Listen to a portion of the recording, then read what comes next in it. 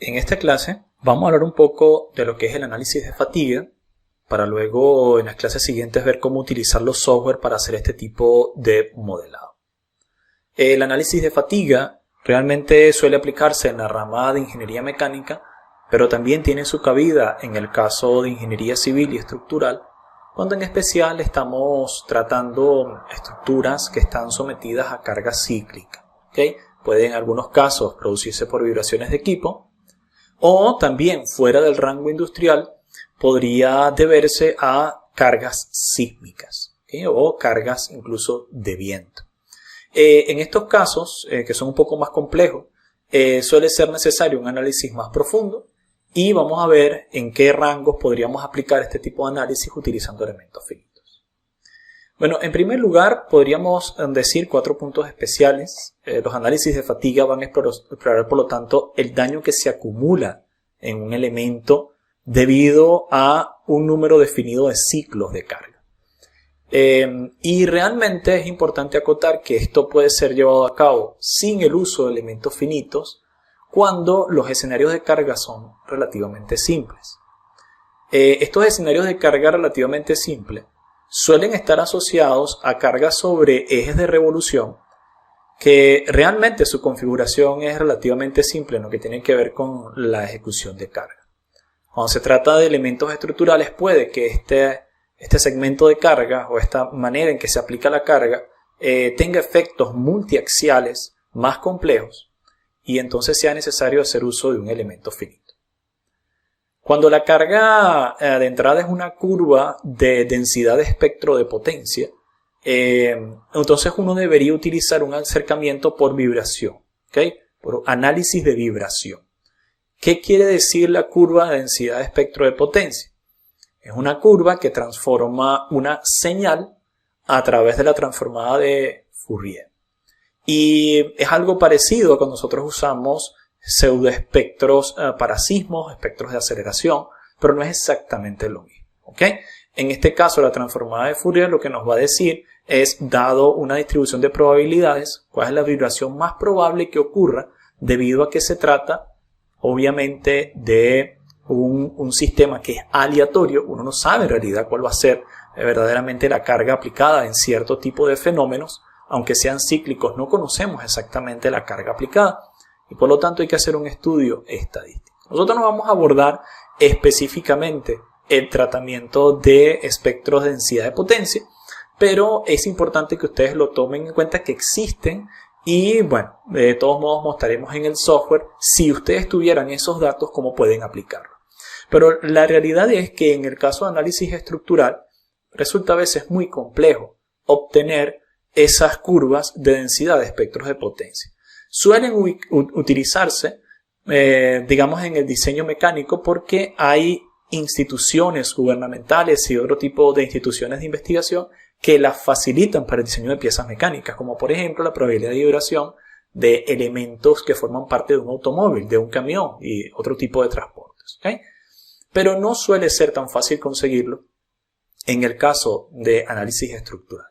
Hay maneras en las que uno puede utilizar las diversas ecuaciones con la transformada de Fourier y la ecuación de correlación para, a partir de un análisis de historia, tiempo, aceleración con respecto a la transformada de Fourier y conseguir, derivando de ese historial de aceleraciones en el tiempo, el espectro de densidad de potencia.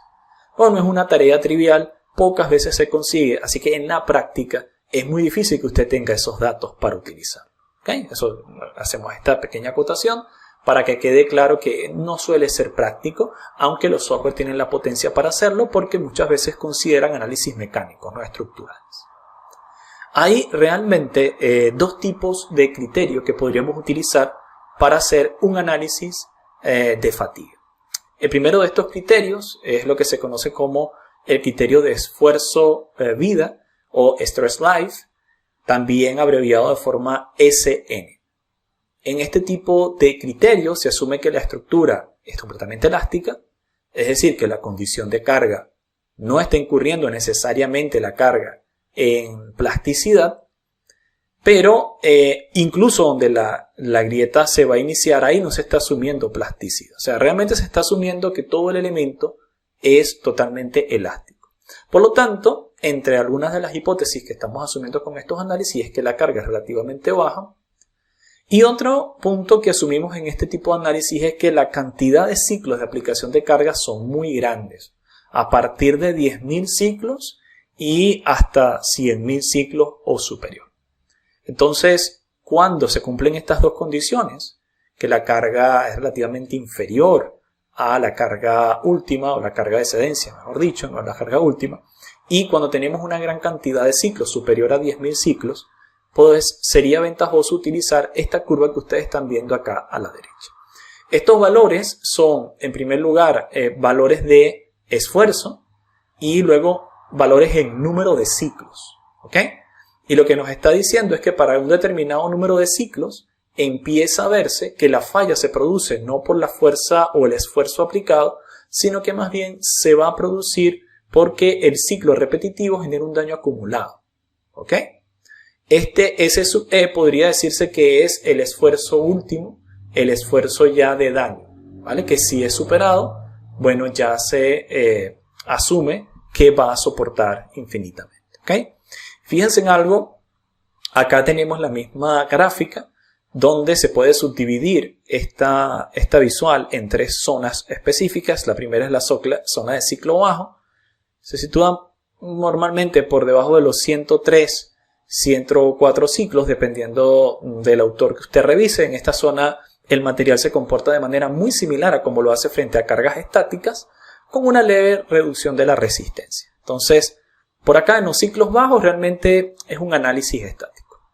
Cuando estamos hablando de los ciclos altos, que bueno, es mayor que este límite n sub 0, ahí empieza a verse el efecto, ¿no? De los ciclos en el daño acumulado. Esta zona muestra una reducción mucho más brusca de la duración. Al mismo tiempo se comprueba que el material se comporta de manera diferente a como lo hace acá, ¿no? Con las cargas estáticas. Y luego tenemos una zona que suele definirse como zona de vida infinita. Es un valor de la tensión en la que, bueno, si se está aplicando la tensión de esta manera, realmente el número de cargas que puede soportar se asume que nunca se va a alcanzar, ¿ok? Entonces, en esos casos, se asume que ya no va a fallar en lo absoluto.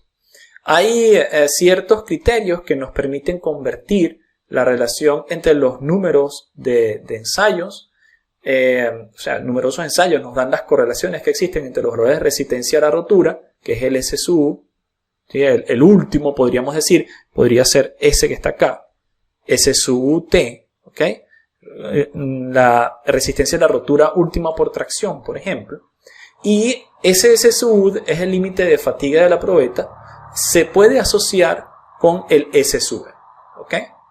Dependiendo del material se pueden asumir estas relaciones. Entonces, si usted tiene acá el quiebre, ¿okay? La resistencia última del elemento, para una resistencia última que sea inferior a los 1400 megapascales, usted puede asumir que S sub E es 0.5 S sub U. Cuando sean mayores, asuma los 700 megapascales. ¿Okay? Esto es para el caso de hierros y aceros forjados, y esto es para el caso de aceros colados, ¿okay? Que es lo que estaríamos utilizando más comúnmente. En otras oportunidades usted va a tener realmente todos los datos disponibles por ensayo, en algunas oportunidades, y en otros casos puede ser que si usted revisa la bibliografía para el material que está trabajando, exista la curva ya definida, ¿okay? Entonces usted lo que va a hacer es introducir los valores de la curva directamente. Los valores de la resistencia y el límite de fatiga que se han comentado hasta ahora son válidos con ciertas condiciones de los ensayos con los que fueron determinados. Se utilizan unas probetas especiales con un tamaño reducido, cuidadosamente construidas, pulidas, montadas en las máquinas de ensayo. Entonces, obviamente uno debería esperar que estas condiciones no van a ser repetidas en el campo, ¿sí? Son condiciones muy especiales. Además, hay condiciones ambientales durante el ensayo que también están controladas. En el campo no se van a producir esas mismas condiciones ambientales controladas, ¿ok? Entonces, lo que se hace es multiplicar por cierto factor de minoración para disminuir el esfuerzo máximo antes de que este pues, tenga su efecto, ¿no? Entonces eso se hace a través de una serie de factores reductores, que estos factores reductores vienen a ser por acabado superficial, por factor de tamaño, por factor de confiabilidad, por factor de temperatura, por factor de concentración de tensiones, y hay uno que no, ni siquiera vamos a profundizar en él, que es el factor de efectos diversos, que tiene muchas otras cosas en cuenta, como tensiones superficiales y así por el estilo, ¿no? Vamos a hablar de los primeros 5 específicamente, pero lo que quiero que vean es que esto es un producto de cada uno de los factores. Es decir, se multiplica K sub A por K sub B, por K sub C, por K sub D, por K sub E, por K sub F, y luego se multiplica por LS sub E. ¿Ok? Entonces, eso es el símbolo de producto, ¿no?, que vemos acá. Y a esta ecuación, con la que uno termina de obtener ese S sub E de la probeta, con los factores minorizados, es la ecuación de Marin.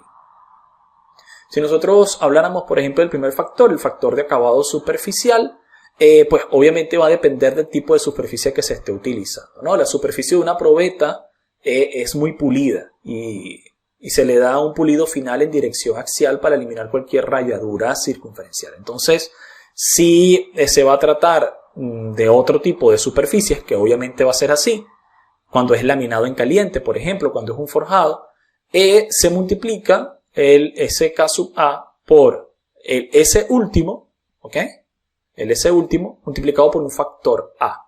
Y ese S último se eleva a un exponente B. Entonces, estas son las ecuaciones que usted debería utilizar. Elevar ese subúltimo, ese de falla, el S de rotura, a B, el exponente B, y multiplicarlo por A. Por lo general lo vamos a utilizar, por ejemplo, laminado en caliente, ¿no? O laminado en frío, si está en la parte superior. Luego tenemos el factor de tamaño, ¿sí? Nuevamente, los diámetros de las probetas normalizadas en los ensayos son quizás de 7.5, 12.5 milímetros, y usted puede estar estudiando otro tipo de geometría. Repetimos que estos análisis de fatiga suelen hacerse para ejes giratorios, así que en estas ecuaciones realmente se está asumiendo que se trata de un eje de sección circular, ¿no? Entonces, los ejes que se quieran estudiar pueden tener valores de diámetros muy diferentes a los del tamaño de la probeta, ¿no?, que, repetimos, son muy pequeños, rondando los 10 milímetros. Entonces, acá, dependiendo de la condición de carga de ese eje circular, uno podría asumir un factor K1 para menor de 10, ¿sí? Por eso estamos hablando de alrededor de 10 milímetros, pero cuando es superior a 10, D se va a multiplicar por esto, ¿no? O sea, el diámetro, ¿vale?, se va a multiplicar por estos factores, entre 0.6 y 0.7. Y si hay excentricidad en la carga axial, pues se utilizará para mayores excentricidades el menor valor. La flexión o torsión es para el caso en que el eje se encuentra no solamente sobre carga axial, sino que en este caso se encuentra a flexión o a torsión. Estos son los parámetros o K sub B que podríamos estar utilizando también dependiendo del cambio de diámetro, ¿vale? Diámetros de 2.79 a 51 milímetros, 52 a 250, ¿ok? Claro, no siempre vamos a tener por acá disponibles secciones circulares, también podríamos tratar otro tipo de secciones. Entonces, si se da el caso de que el elemento está sometido a cierto esfuerzo por fatiga, y queremos hacer un estudio por fatiga, pero no tiene una sección circular, se va a calcular un diámetro efectivo en función de la sección que se nos esté dando. Este diámetro efectivo se determina a través del llamado A sub punto 95, que es realmente la sección o los puntos de la sección que en algún momento están sometidos a una tensión mayor o igual al 95% del máximo absoluto. Claro, si ustedes, por ejemplo, tuvieran una viga flexión, estos máximos se van a producir en esta parte superior. Entonces, lo que estamos tratando de decir es que el 95% del área de esta sección es la que realmente vamos a tomar en cuenta. Si nosotros tuviéramos el 95% del área de un elemento de sección circular, se haría a través de esta ecuación. Entonces, fíjense, si nosotros comparamos la ecuación de la sección cuadrada con esta otra ecuación, tendríamos entonces un diámetro equivalente, ¿sí? O sea, el diámetro equivalente de esta sección cuadrada sería 0.08.8 por raíz cuadrada de h por b. O sea, es convertir lo que es una sección cuadrada en una sección circular equivalente. ¿Ok? Tenemos otro parámetro que es el parámetro de confiabilidad, ¿vale? En este caso, obviamente, va a depender de que los datos que tenemos de los materiales sean adecuados. ¿Ok? Entonces, dependiendo de la confiabilidad que tengamos, nosotros podemos dar distintos valores. ¿Ok? Luego tenemos el factor de concentración de tensiones. Como lo muestran las imágenes, es básico, va a depender por lo general de una serie de gráficas que nos van a indicar, dependiendo de la forma geométrica, si pueden existir o no concentraciones de tensión. Entonces, claro, cuando hay disminución de la sección de forma abrupta, cuando hay un cambio de sección transversal, van a haber concentraciones de tensiones en el cambio de sección, y entonces uno puede utilizar estas curvas para entrar por la relación de radio-diámetro. Radio es el radio de cambio de sección y el diámetro menor al que se está haciendo el cambio, y uno entra en estas curvas y dependiendo de esa relación de diámetro mayor entre diámetro menor, uno puede intersectarlas y conseguir el K sub T, ¿vale? Entonces, bueno, es bastante simple en realidad, ¿no? Ahora, habíamos mencionado que hay dos formas en las que nosotros podemos hacer estudio de tensiones. El primero que mencionamos son las curvas SN, que son las curvas de esfuerzo-vida. Pero luego están las curvas de deformación-vida. ¿Cuándo son aplicables este tipo de datos? Y los software nos van a permitir introducir esos dos tipos de datos. Bueno, esto es un método más general que el anterior.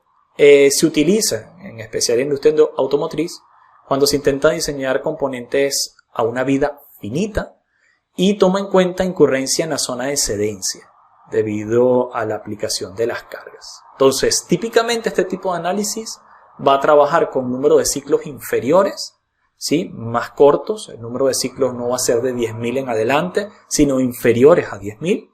Y va a trabajar con cargas que se acercan a la carga de excedencia, ¿no? Entonces, que pueden incurrir en la carga de excedencia. Entonces, cuando esto ocurra, usted debería más bien tomar los parámetros que se ven a continuación. Estas curvas, al igual que podríamos obtenerlo en el caso de las curvas SN, las curvas EN también pueden ser obtenidas a través de la bibliografía. Van a depender del material, de las condiciones, e igualmente podríamos aplicar ciertos factores de corrección como hemos visto anteriormente. Lo que vamos a ver en las siguientes clases, lo que va a pretender es mostrarles a ustedes cómo realizar este tipo de análisis en el caso de Nastran y en el caso de ANSYS.